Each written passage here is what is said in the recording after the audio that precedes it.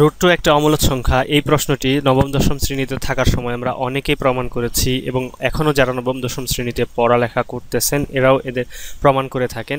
কিন্তু এখানে root two অমূলদ সংখ্যা, এখানে কয়েকটা বিষয় আছে। আমরা কি বুঝে প্রমাণ করেছি না বুঝে মুখস্থ করে পরীক্ষার খাতায় লিখে দিয়ে জিপি 5 পেয়ে এসেছি, এটা একটা বিষয়।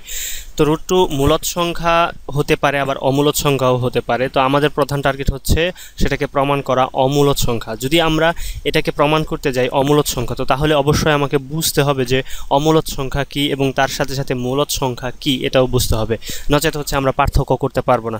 ধরুন বাজার থেকে আপনাকে বলা হলো যে যা তুই পুঁই শাক নিয়ে আয়, তো আচ্ছা আপনি যদি ডাটা শাক নিয়ে আসেন, কারণ কেন নিয়ে আসছেন, কারণ হচ্ছে আপনি পুঁই শাকটা চিনেন না হচ্ছে কোনটা পুঁই শাক। তো আমরা যদি হচ্ছে না বুঝতে পারি তাহলে হয়তো আমরা মুখস্থ করব অথবা হচ্ছে অন্য কোনো পদ্ধতিতে এটাকে প্রমাণ করে চলে আসব।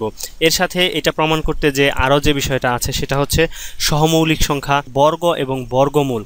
সহমৌলিক সংখ্যা কি, আমাদের হচ্ছে প্রত্যেকটা গাইড বইয়ে বা হচ্ছে বইয়ের মধ্যে যেটা দেওয়া থাকে পি এবং কিউ আকারে হচ্ছে আমাদের একটা সংখ্যা লিখতে বলে। ধরি পি এবং কিউ হচ্ছে একটা সহমৌলিক সংখ্যা। তো এখানে সহমৌলিক সংখ্যাটা কি আসলে, এবং সহমৌলিক সংখ্যা এবং মৌলিক সংখ্যার মধ্যে যে তফাৎটা আছে এটা কি, এটা না বুঝলে হচ্ছে আপনি এটা প্রমাণ করতে পারবেন না। পারবেন মুখস্থ করে হচ্ছে লিখে দিয়ে আসবেন। তারপরে যে বিষয়টা আছে সেটা হচ্ছে বর্গ এবং বর্গমূল। তো বর্গ জিনিসটা কি এবং হচ্ছে বর্গমূল জিনিসটা কি এবং এদের সাথে আসলে সম্পর্কটা কি।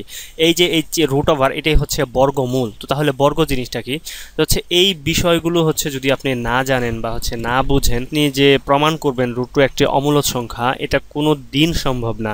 সম্ভব আপনি মুখস্থ করে হচ্ছে লিখে আসবেন। বেশিরভাগ স্টুডেন্ট ঠিক এটাই করে, হচ্ছে তারা অ্যান্সার লিখে আসে এবং হচ্ছে খুব ভালো মার্কস পায়। কিন্তু যদি হচ্ছে এখান থেকে প্রশ্ন করা হয় তাহলে মূলদ সংখ্যা বা অমূলদ সংখ্যা কি আসলে বেসিক্যালি, যেমন হচ্ছে আমি একটা সংখ্যা লিখে দিচ্ছি, ধরুন 3.33। তো হচ্ছে এটা কি সংখ্যা, এটা মূলদ সংখ্যা না অমূলদ সংখ্যা? তো অনেকেই বলবে এটা মূলদ সংখ্যা, আবার অনেকেই বলবে অমূলদ সংখ্যা। কিন্তু আসলে কি, যেমন হচ্ছে পায়ের মানকে ধরা হয় 22/7 বা হচ্ছে 22/7। তো যদি যদি ধরা হয়, এটা আসলে কি সংখ্যা? এটা কি মূলদ সংখ্যা না অমূলদ সংখ্যা? তো এটা একবার চাকরির পরীক্ষাতে এসেছিল, সেখানে অপশন ছিল যে নিচের কোনটি অমূলদ সংখ্যা। তো এটা হচ্ছে অ্যান্সার করতে হয়েছে, কিন্তু আমি বলে দিচ্ছি এটা কখনোই হচ্ছে অমূলদ সংখ্যা না। কেন, এইসব প্রশ্নের উত্তর নিয়ে এবং এইসব বিষয়ের ব্যাখ্যা নিয়ে শীঘ্রই হাজির হচ্ছি। সেই পর্যন্ত আমাদের সাথেই থাকুন, আর ভালো লাগলে আমাদের চ্যানেলে সাবস্ক্রাইব করুন।